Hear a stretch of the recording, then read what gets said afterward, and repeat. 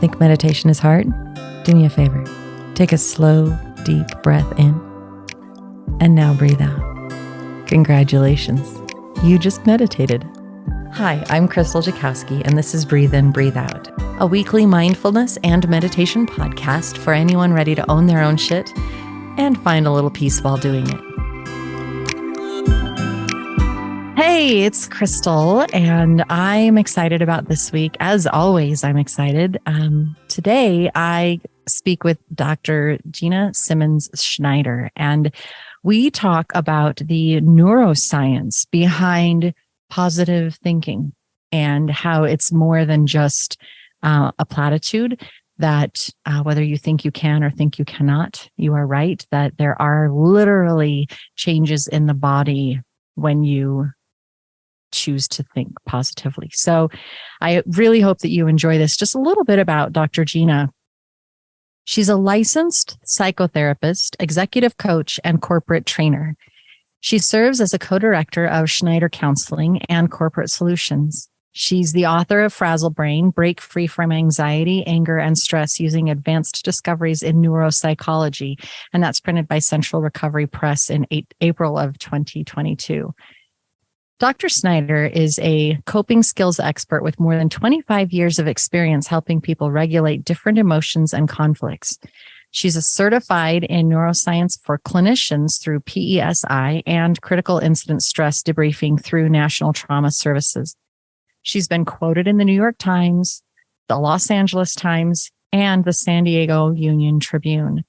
Lawrence Knight interviewed her for the BBC World Service program, How to Be Angry. Dr. Schneider blogs for Psychology Today and writes the award-winning Manage Anger Daily blog. She's blogged for Forbes and Women in Crime, Inc., which the Wall Street Journal named a blog worth reading. Dr. Schneider provides training for Fortune 500 companies and other organizations. Contact her for speaking arrangements or additional information at frazzlebrain.com.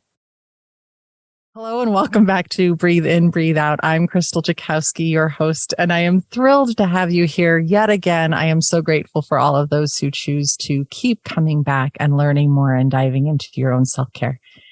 This week, I get to have an amazing conversation with Dr. Gina Simmons Schneider. So welcome. Thank you. Thank you, Krystal, for having me on your show. I'm excited to talk to you. I'm thrilled about the content and the ideas that we have to talk about today, and I really hope that everybody else is as excited and interested as I am. So tell me a little bit about how you became Dr. Gina. Well, I had a bumpy journey, I think like a lot of us do. I grew up in poverty and dropped out of high school to help kind of go to work and support the family. And initially wanted to go into show business and be a singer-songwriter, entertainer. And I sort of went that pathway.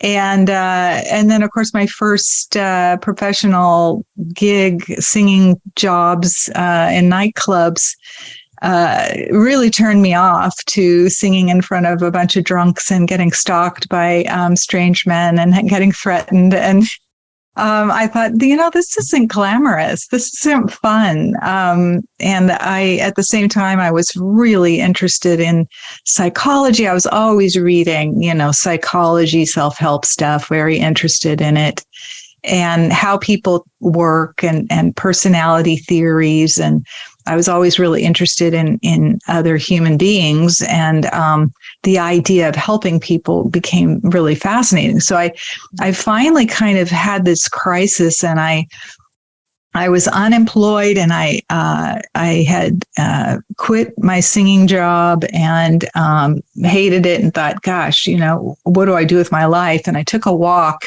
and I found this wall that was covered with a bunch of flyers. And I was really in a dark, depressed place at that time. And I saw this flyer. It was green, and it said, crisis volunteers needed for suicide hotline, no experience necessary, will train. And of course, at that time, I needed a paying job. But but the idea of just learning how to help people who were in a suicidal place fascinated me. And so I took the number. It was a completely impractical decision. But it changed my life, because from there I got every Sunday I would volunteer. I'd do my 4-hour shift, and we saved lives. We talked people off of bridges. We fed people who were poor from our food bank.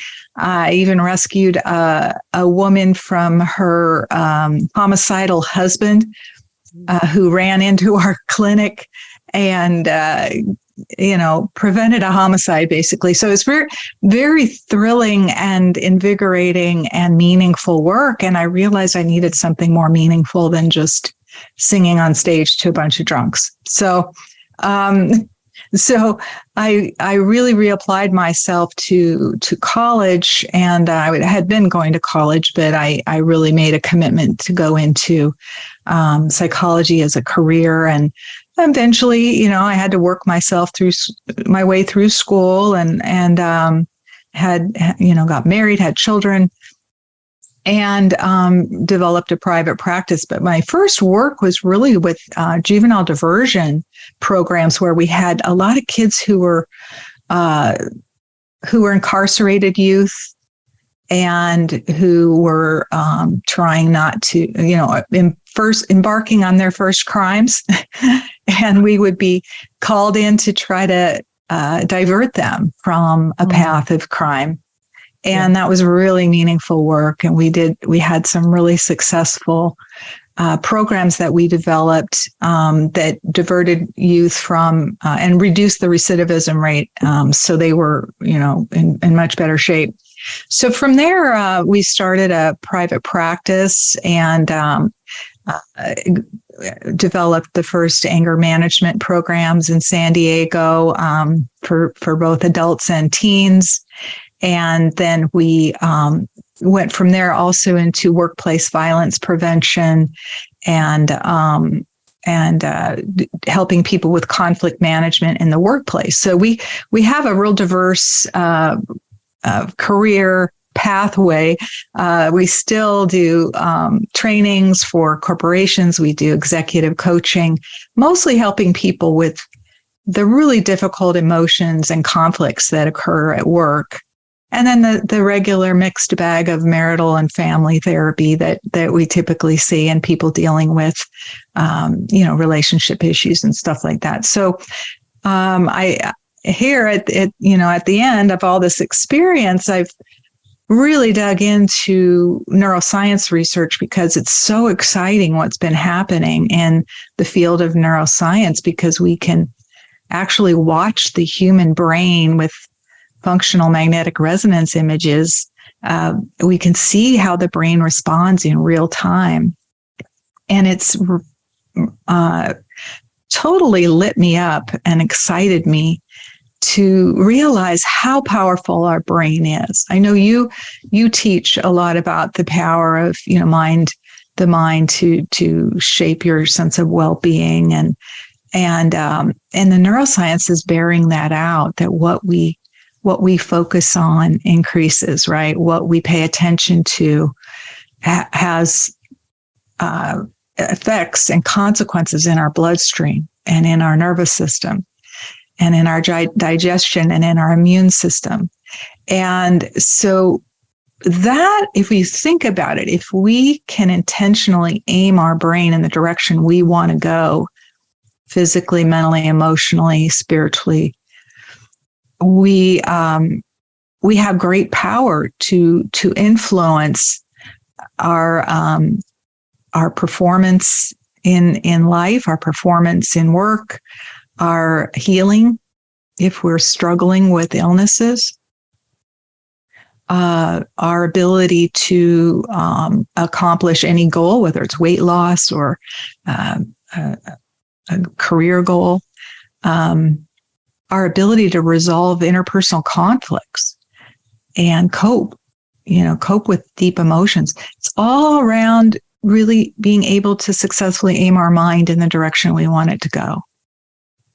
So you're saying literally positive thinking can literally change our neural passageways, which completely changes our physiology.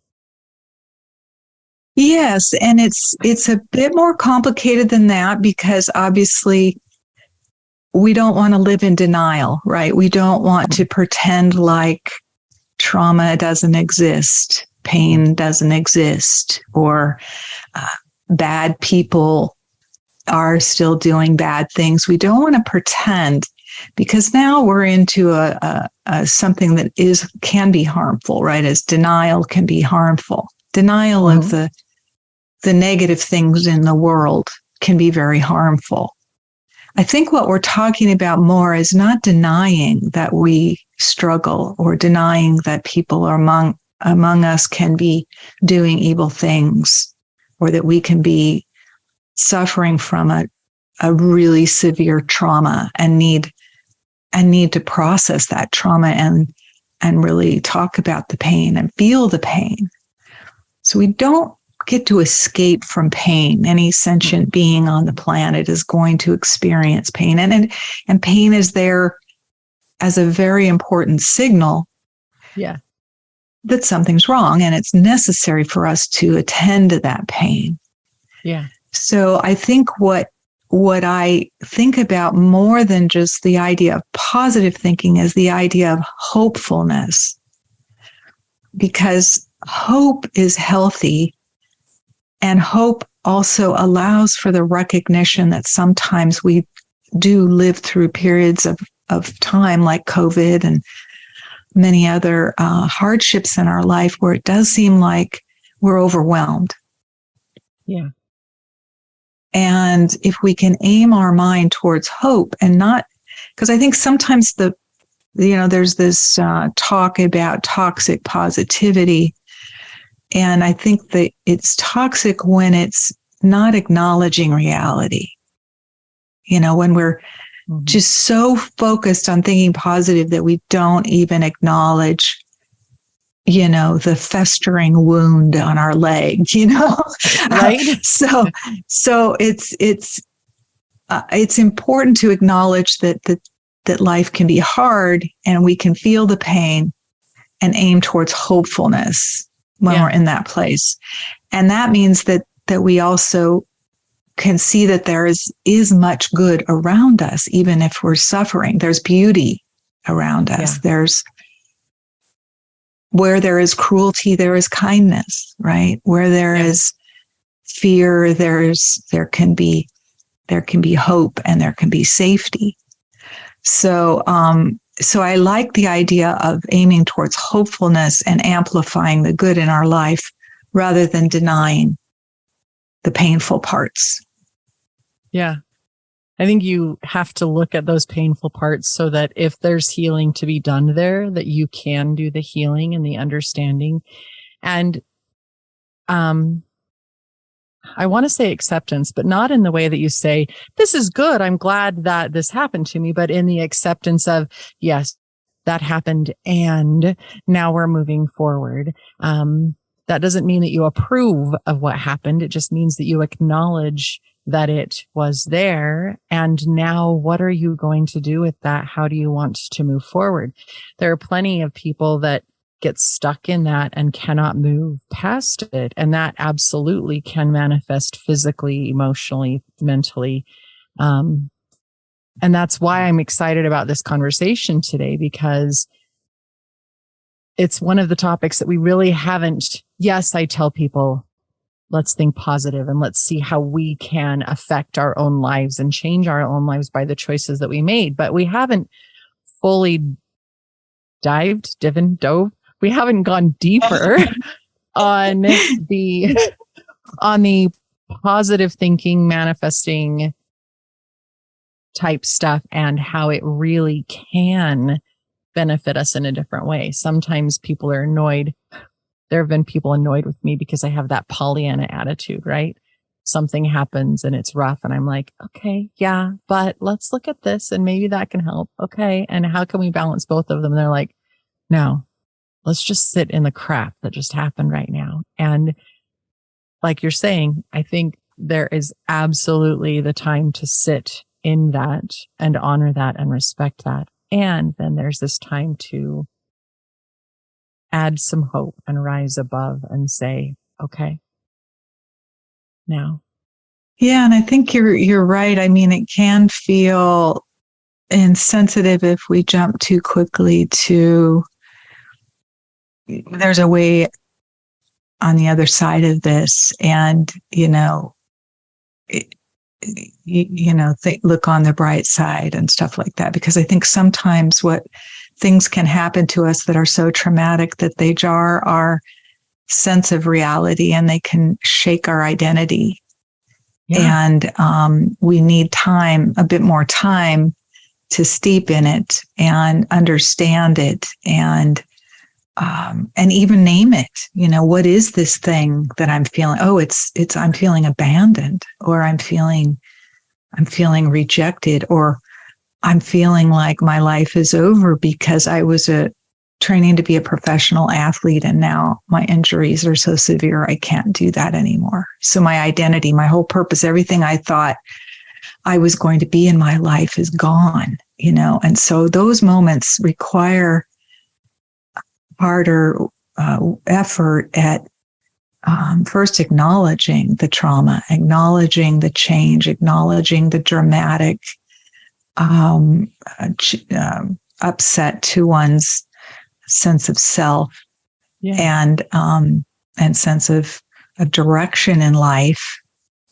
And that sometimes takes some time, but I think if we can lean into people like yourself or therapists or support groups, where we can feel safe to talk about our pain, then the healing can come when we're able to accept, like, this really did happen and now I'm in a new reality.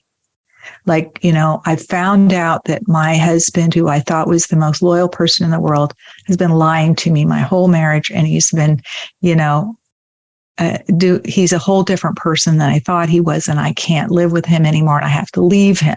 That kind of devastation to the foundation of your life and what you thought was true can happen to a lot of people. And so what gets them through it is sometimes having someone to hold their hand literally through it and listen to the pain and help them process the pain and then see the hope on the other side. And that's what the neuroscience research shows in terms of healing from trauma, like the trauma of a betrayal from a spouse or a loved one or a family member. Parents can betray their children. And, I've worked with people whose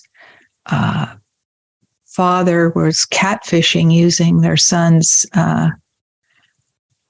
identity online. In other words, pretending to be a teenage boy, right? And exploiting young girls. And what a betrayal of your son's trust, right? To be used in that way, in a crime, commission of a crime. So that kind of betrayal just shatters your sense of self. And so there are things that are so big that they go beyond our ability to cope all by ourselves. And that's why we need therapists, we need support groups, we need other places to go and somebody who can be a witness to our pain. And trauma does register in the brain so that we never forget it, right? It's it's wired into our survival. We can't forget it. So how do you heal from it? Well, you have new experiences, right? And that's where your work comes in, where you encourage somebody, hey, let's take a risk. Yeah. This workplace was a really hostile workplace. Not all workplaces are hostile. Let's have a new experience in a workplace where you feel welcomed, Yeah. And this place, was great. They were racist and they excluded you. And, this place values diversity and they might respect you and treat you like you deserve to be treated. Those sorts of experiences help us heal, because does is it overlays new learning on top of the old learning. And that's the way that we recover from trauma. Like other kinds of things, other kinds of problems really can be easily addressed with just thinking positively, or revamping your thinking a little bit. Maybe trying a new behavioral strategy, like weight loss, for example. You can think a little bit differently. You can try a new behavioral strategy, and you can lose that 5-10 pounds or whatever. But other things, so thinking and behavior do change our neurochemistry and do help us. We can set those positive goals and get encouragement from a coach and really accomplish a lot. Trauma is the one thing, though, that we can't talk our way out of with words. We recover from trauma from new experiences. And the amygdala is the it's basically our threat signaling part of our brain. And it is such an important, we've got a little amygdala on each side, each hemisphere of our brain. And it responds about 5 times faster than our logical thoughts. And the reason for that is if somebody throws something at your head, you duck, and then you think, what was that thing flying at my head? And why did that person throw that thing at my head, right? Right. So we want to respond to life very quickly and then think about why we did it later, because, that's an important survival skill. If we always had to sort of define everything that was going on in words in our head first, we might not make it through childhood. So the amygdala is very, very important. So once somebody has been really traumatized with violence or other kinds of experiences, that's pretty hardwired into the brain. Now, and that is a good thing because you can defend yourself, right?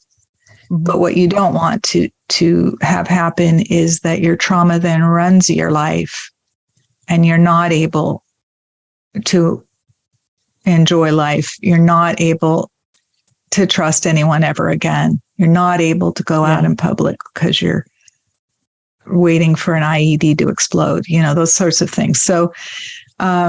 So that's where the healing comes in, from helping people to make their world a little bigger by trying a new experience. And new experiences can be very healing.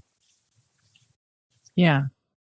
Last time you walked down the street and something horrible happened, but today you'll walk down and it'll be okay. Tomorrow you'll walk down and it'll be okay. And reaffirming that it's all right. And that's how that not everyone is a predator, or not every day is going to be one of pain, and that you can also, when you open yourself to a new experience, like I did when I took that walk and I was in despair and I saw this flyer. That was a new experience, right? I saw an opportunity that I would not have seen had I not taken that walk. I had not tried to do something different to help myself feel better. So I think this is where coaches can be very helpful, and therapists, where we can aim people in the direction of something different and new that maybe they haven't tried before, and that can give them a new healing experience. What a surprise gift that was. You yourself are depressed. You yourself are struggling. You yourself could be actually looking for assistance from that hotline. And instead you become the giver, giving exactly that which you needed and finding your own new. What a gift was that? Yeah, it was really me seeking too. I mean, I think that I was seeking relief when I took that walk, right? So there is something about pain that's motivating. Like if you have the pain of loneliness, it motivates you to go through the hell of dating, the hell of swiping left, and having the disappointments and the letdowns and the ghosting and all the things we go through. Why do we do that? Well, we're motivated because we don't want to feel lonely. We're motivated by an uncomfortable emotion that's painful. So our emotions are not the enemy. They can be motivators, but they're not going to be motivators if you just sit there and feel lonely and do nothing, right? So we have to get ourselves motivated enough to try something new. And so that's where hopefulness comes in too. And we know that hopefulness helps with dopamine, which is the motivating, neurochemical neurotransmitter that in our brain. And dopamine, motivates us to want to do something. It's not always, I think we hear people talk about dopamine high or dopamine hit. It's not always pleasure. It can be associated with pleasure, but it's mostly like, I got to do something, right? I feel blue. I have to do something. And if you're choosing to do something rather than nothing, that's usually always the best choice. Obviously, unless the something you're doing is incredibly self-destructive, like, drugs or, exacting revenge on your mean boss or something. Those things tend to spiral you down. But if you're doing something to uplift yourself with that intention and that goal, you're usually going to shake up things enough that you'll find your mood will shift again. It'll shift and you're not going to be stuck there. Yeah. Yeah. I say that discomfort is actually a gift and a blessing because it means that a change is available and it can be so inspiring and moving. It's this gift of, okay, so now what do you want to do? You got uncomfortable. You were so comfortable for so very long, and now it's time to learn and grow in some way, shape, or form. So what are you going to choose? It's this unbelievable opportunity. I'm so uncomfortable. Okay. Now what? Now where do you go? Because you get to create something different, a new way of being in whatever state that is. You're either reaching out to a friend to hang out because you're lonely, or you're swiping left to try to find something else. But you are making an effort to, I'm really uncomfortable being so alone, so I'm going to choose to change this. And to have that shift in the brain as well, to have that knowledge that the synapses and stuff is going differently and it's creating something differently.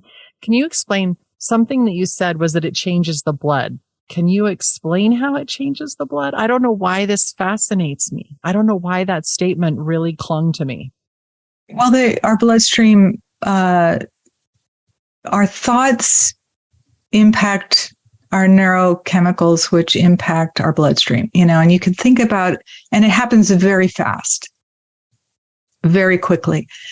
So you can, for example, you and I could talk to you about, hey, you were going for a walk in an orchard, a citrus orchard, and it's a nice warm, spring day, and there's plump lemons on the tree, and we get thirsty and we take a lemon off the tree and we dig our thumb into the peel and peel it, and we can smell the tart citrus thing, and we get a little squirt of it in our eye and it stings. And we peel a small piece of that fruit off the lemon and we place it in our mouth. And, if you think about that, what's happening right now in your body, in your mouth? Are you salivating? Mm-hmm. I am. And most of us, if we're really thinking about that, instantly our brain is going, oh, I'm eating a lemon. And it's all based on our imagination that our gut is all prepared to receive this fruit, and our mouth is ready to digest it. And there's no fruit in sight, so it's all our mind. there's an interesting study that was done, I think, in 2008 by Aaliyah Crum at Stanford. And she's done a whole bunch of research that's really fascinating. But they did this famous milkshake study where they had the same group of subjects come in on 2 different occasions to the lab. And their task was to drink a milkshake and just write their evaluation about it. And each time they received a milkshake that had a fake label on it. And a fake nutritional label. It told the calories and what the nutrients were on the milkshake. And then they drank the milkshake, and they were measured. Their blood levels and so forth were measured before and after they drank the milkshake. Well, in both cases, though, in both situations, they got the exact same milkshake that was 380 calories. But the first time they drank the milkshake, they got a label that said and the experimenter said, this is an indulgent, milkshake of 620 calories. And so they drank the milkshake, and then they measured their levels of ghrelin, which is a hormone that goes up and down throughout the day based on how hungry we are. So if if we've eaten a lot, our ghrelin levels kind of peak, and it tells us we're full, and we don't, or they, so they tell us we're full.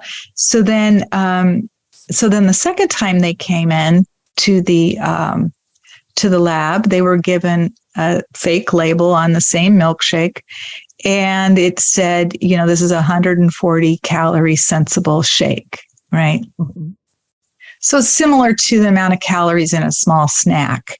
So the first time they're believing that they're taking enough calories that it almost might be like a real hearty meal, like a full meal, 620 calories. That's a good meal, right? Amount of calories. And then the second time they think they're getting kind of a light snack, right? Yeah. Well, what they found out is the ghrelin levels just stayed really flat when they were thinking it was a snack. It's like you might eat a piece of cheese, and you don't really feel full, but you don't really feel hungry either, right? So their beliefs change their hormones. Their beliefs change their hormones. So what we believe that we're doing has an impact. So there was another study they did, which I think was really fascinating, with Ellen Langer, and Aaliyah Crum was part of this study too, is they were looking for, there's a lot of studies on placebo effects, right? Or what we believe if we believe we're taking a medication, it can have, for a lot of people, it has a healing effect. Now, for some people, they have a nocebo effect, which means that they take a sugar pill and they think it's harmful, and they get headaches and diarrhea and negative symptoms, as if they were taking something that was bad for them. Yeah. So if you believe you're taking something that's bad for you, that has some physiological effects, even if what you're taking is a sugar pill that has no effect at all. Yeah. So they've done all these really interesting research on placebo effects, not just placebo pills, but the effect of a belief on our behavior. Yeah. And so they look for a group of people who gets a lot of physical activity, but they don't think they get any exercise. And they settled on a group of motel maids because they realized that, motel maids, they work really hard all day long, right? They're doing a lot of physical labor, walking on their feet, picking up things, pushing heavy carts around. And they work so hard, they don't have time for it or energy for exercise. So they don't think they get enough exercise, right? Yeah. So they took a group and randomly assigned them to 2 different conditions. One group was told that they got the exact amount of exercise as determined by the Surgeon General for healthy lifestyle. And the other group was told that they were just going to, be participating in the study and, given some neutral kind of comment. And they measured them, all different kinds of measures, body mass index, measurements, weight, all kinds of motor dexterity and all these different measures before and after. And after 1 month, the group that was told that they got the right amount of exercise for good, healthy lifestyle as determined by the Surgeon General, that they had lost weight, their BMIs and their health measures improved. And the other group had maintained the same as they were before and after the study. So there's something really powerful about, this is really a mind-body effect. I believe that I'm getting enough exercise, so therefore all of a sudden my body is going, I'm healthy. I'm doing a lot. I'm more physically fit. And exercise physiologists have known this for a long time, that if you focus on the muscle that you're working, even if you do the exact same amount of reps, but you're paying attention to a book like I like to do. I like to read when I'm on the bicycle and stuff. You get more muscle mass buildup from having your brain focus on the muscle group that you're working. And so that is a mind-body effect that's really pervasive and powerful, and it's working all the time, right? So I've become very, very careful about how I characterize things in my life, how I'm talking, my inner dialogue, right? Mm-hmm. And if I'm taking a medication, I say to it even, thank you for helping me, and I picture it helping me. This ibuprofen is going to get rid of my headache and I'm going to feel better, or whatever the thing is, right? Yeah. So I recommend that because we can aid and abet our own healing by adapting our beliefs to where we want to be going in terms of our health and well-being. Yeah. So there's a whole body of studies on this that's absolutely astounding, and affects our aging as well. Mm-hmm. You'll see people, I see people half my age going, God, I'm getting old, and I'm like, I can't hike, or I went out and walked around the block and I'm all winded. I'm like, no, that's not an age thing. That's a habit thing. That's not an age thing, and you'll see people who are out there 90 years old, they're just living life. And why are they doing that? Because they don't have a preconceived attitude that 90 years old means that I have to be frail and immobile. Yeah. It's whether you think you can or think you cannot. You are right. If you think it really bothers me. I am like you. It really bothers me when somebody my age says, oh man, I was told when I turned 40, I was really going to have some problems, and boy, were they right. And I'm like, shut up. No. Like, no, that is not true. That is not true, because I'm in my 40s and I'm doing great. I am not failing. I am not going downhill.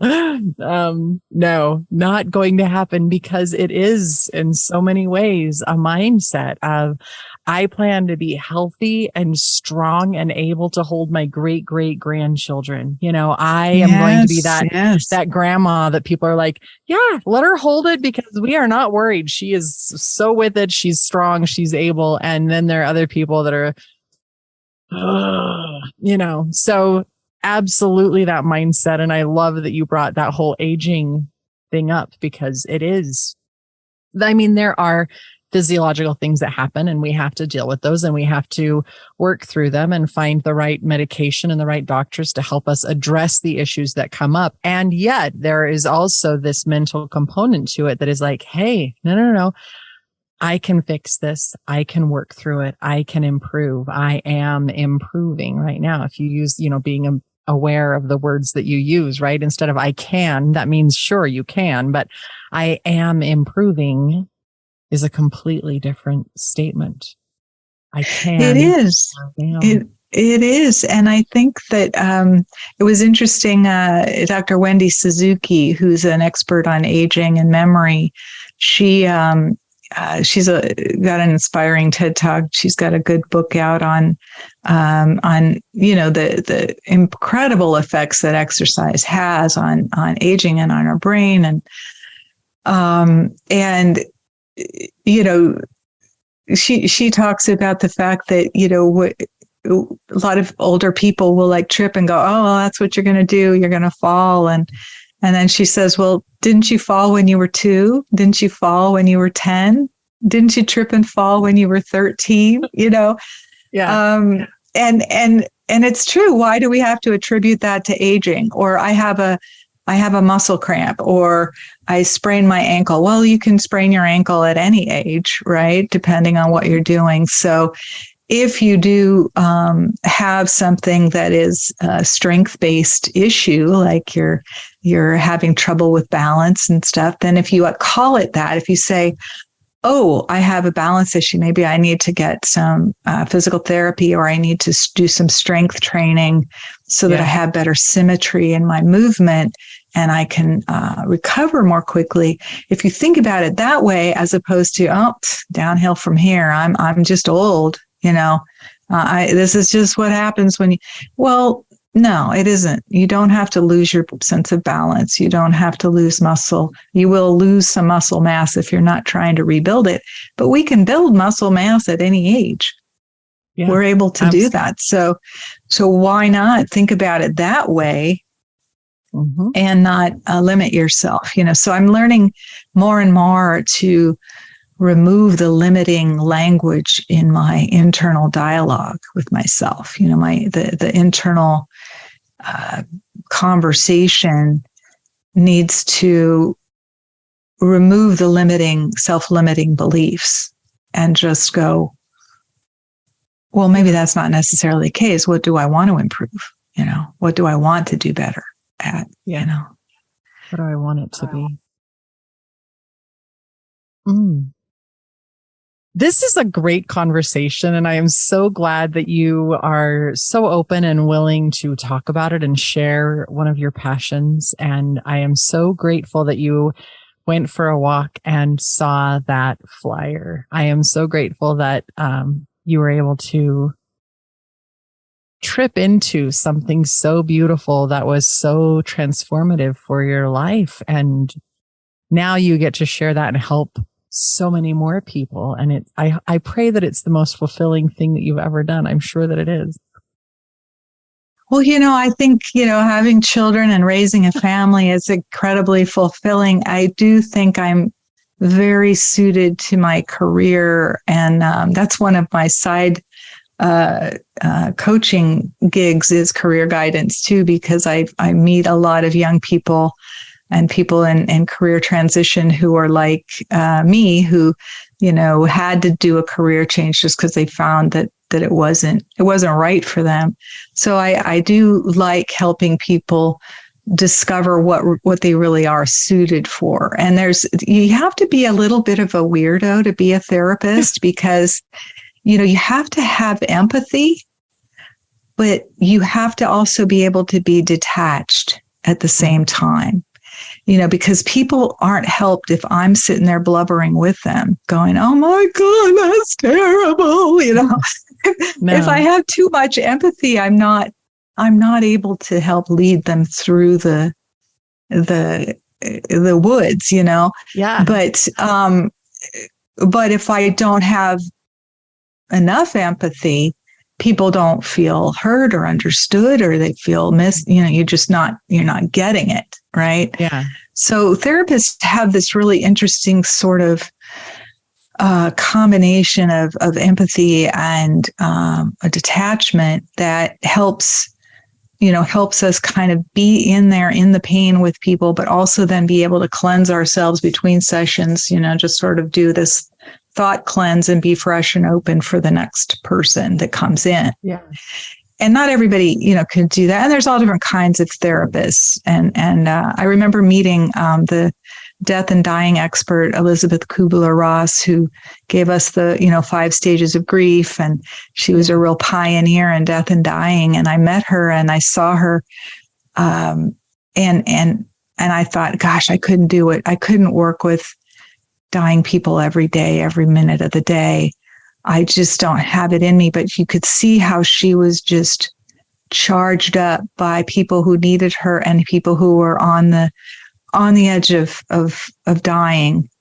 And she just could, tune into them and just be right there. So I think we're all different types of people, and that's a good thing, right? We're suited for all different kinds of work. And that if you get a chance to identify what is truly right for you and do it, that's a real blessing. Amen. We're all parts of the tapestry, and it's a beautiful tapestry. And without those added threads, it would be very bland. So I encourage everyone to find that thing that really lights them up and helps them shine in life. Now, I want to know a little bit about your book. You wrote a book called Frazzle Brain. Yes, it's this Frazzle Brain. The subtitle is Break Free from Anxiety, Anger, and Stress Using Advanced Discoveries in Neuropsychology. And I really wrote this book to be a calming experience for people to read. Especially what we've gone through with the pandemic and economic upheavals and those sorts of things. Families are still reeling from what we've been through and what we continue to be going through. And we need antidotes, we need solutions, we need coping skills. So it's broken up into 3 different parts. It's focused thoughts, intentional behaviors, and healing experiences. So it's designed to teach you ways to focus your thoughts in ways that are going to help you access happiness a lot more readily. Mm-hmm. And what intentional behaviors you can choose to do. Like when I took that walk, which, by the way, taking a walk is a really good option. Whether you find a flyer on a wall or not, it's not necessary, but walking is good.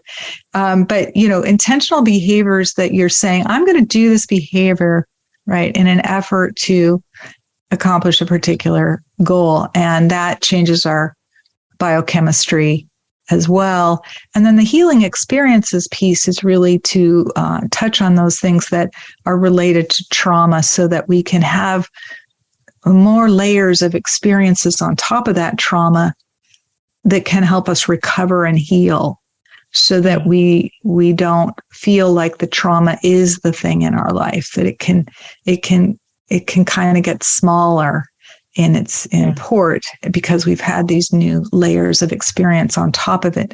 So I point people into what the neuropsychology says about these types of experiences, like accessing awe and wonder, like the feeling of awe you might have at a spectacular waterfall, or the birth of a grandchild, or a great sporting event or musical concert, or there's this opening ourselves up and being able to amplify those moments of awe. Has an anti-inflammatory effect on our bodies, and it improves our immune system and so on. So it's kind of cool to know that it doesn't just feel good, it actually is good for us, And so I wrote the book to have these little calming things that you can do throughout that I call frazzle hacks. They're little calming exercises.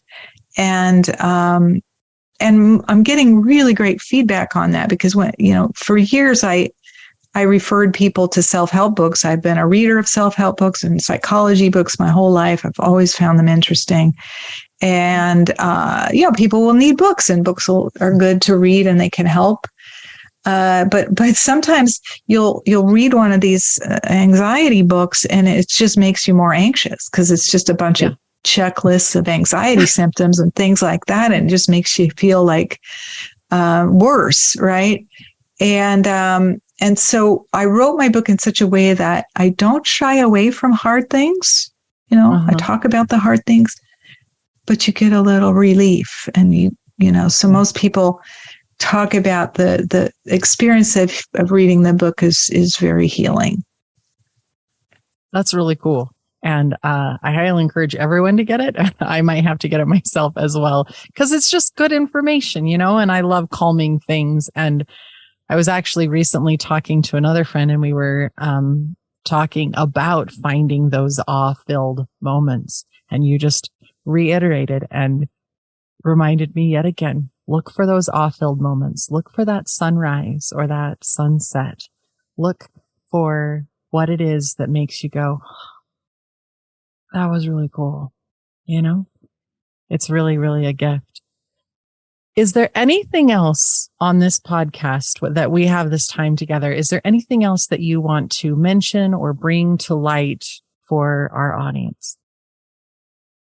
I think that I would encourage people to cultivate a flexible curiosity about how you feel as opposed to a sense of certainty. I think sometimes in times of uncertainty, we want to cling to, well, this is true, and I know this is true, and this is the way to go. And, and we get very rigid. Yeah. And that closes doors. As soon as we've decided this is it, this is what's true, there is no other, then we stop looking for anything else to might contradict that. And so we can do that with our emotions. We can just say, well, this person hurt my feelings, so that person is a terrible person. Yeah. Or I'm a terrible person for letting that person, I get this from women all the time, I'm a terrible person for letting that person treat me so badly. So I would like people to be flexible with the internal language that we use and just say, well, is that really necessarily true? And maybe the words I'm using to describe this aren't really the reality. The reality is I'm just hurt and I'm embarrassed, and I'm stung, and I'm wounded right now. Well, what is it that I'm really feeling? Yeah. And then what is it that I really need right now? And be curious and flexible about it, because in our curiosity and our flexibility, there is room for growth. In our rigidity and our certainty, there's no more room for growth. We're just done, and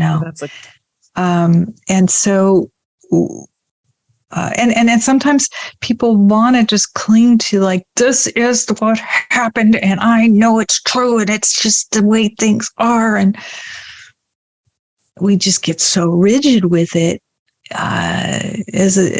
thinking that's going to make us feel better. And it actually doesn't. It doesn't really improve anything. So we can care for ourselves more compassionately, I think, if we just go, I'm hurting. And what do I need? What am I feeling right now? What do I need? What can I do about it right now in this moment? Because it's all temporary. And if we have this rigid way of describing it to ourselves, we're making it permanent. Yeah. And then we can cultivate a permanent resentment.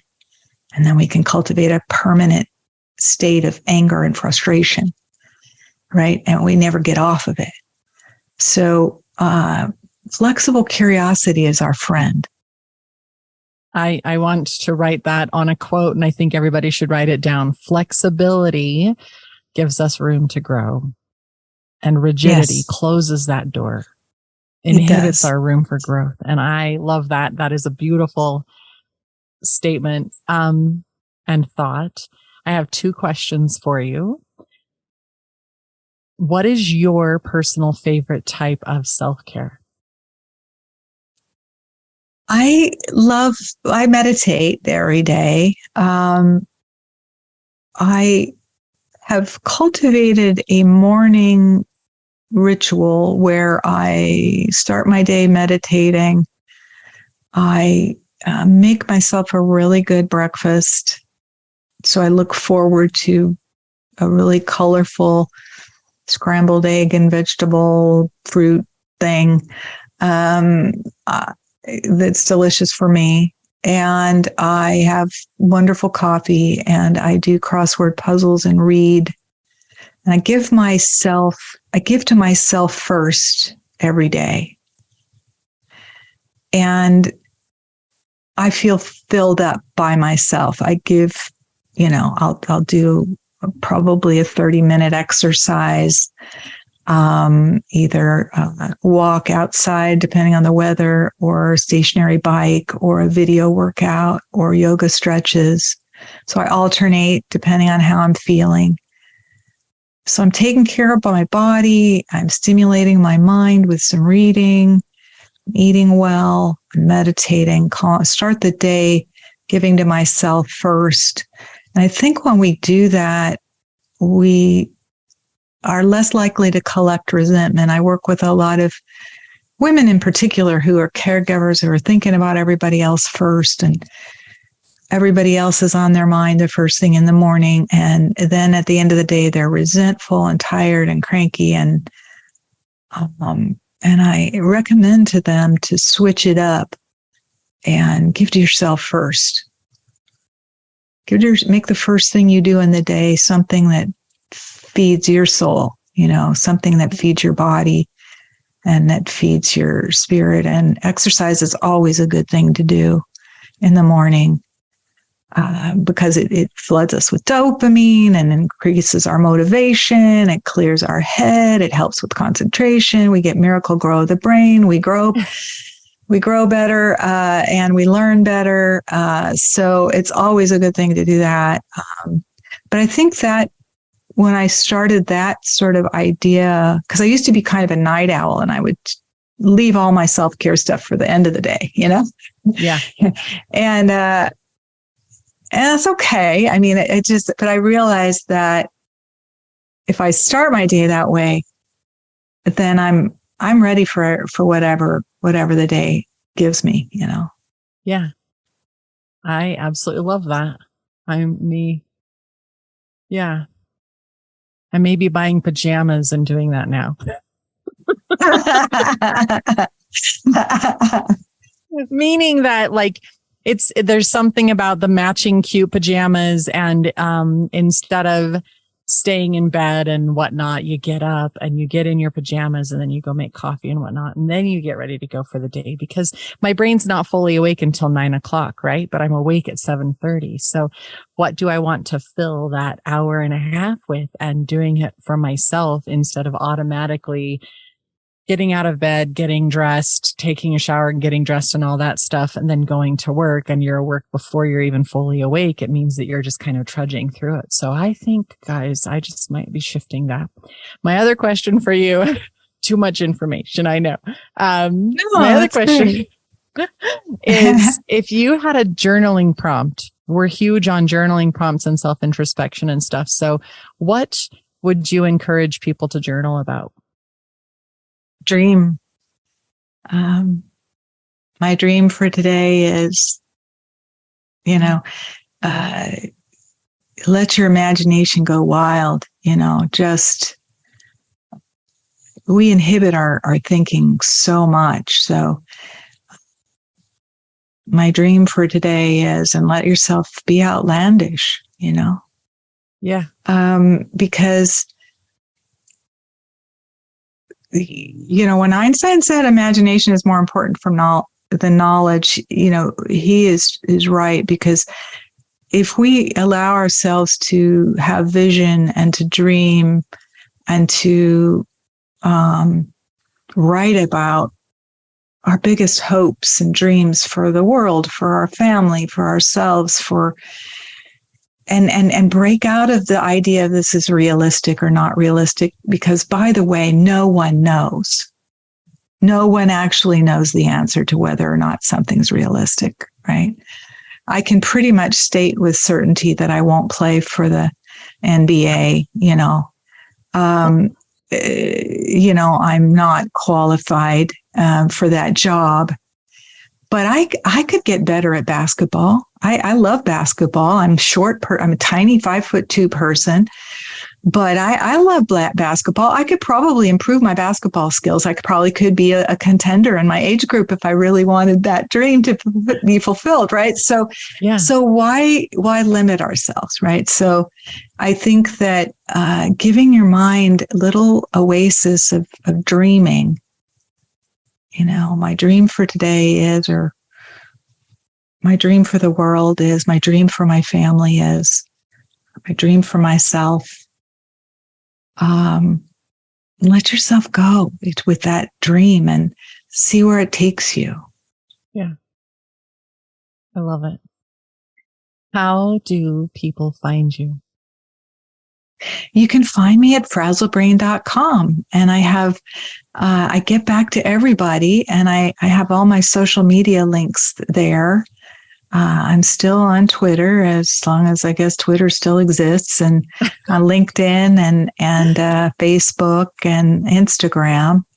But you can message me at frazzlebrain.com, and I'd love to get anybody's feedback and be happy to talk to anyone that wants to talk to me. Beautiful. Thank you again so much, Gina, for being here and spending this time with me. I sincerely appreciate it.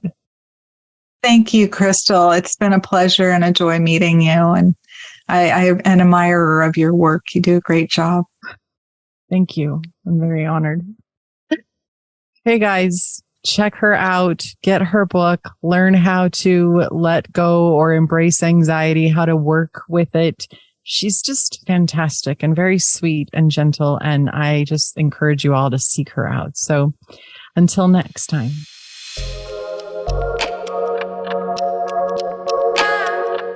I hope this moment of self-care and healing brought you some hope and peace. I'm Krystal Jakosky on Instagram, Facebook, and YouTube, and I hope you check us out and follow along for more content coming soon. I look forward to being with you again here on Breathe In, Breathe Out. Until next time, take care.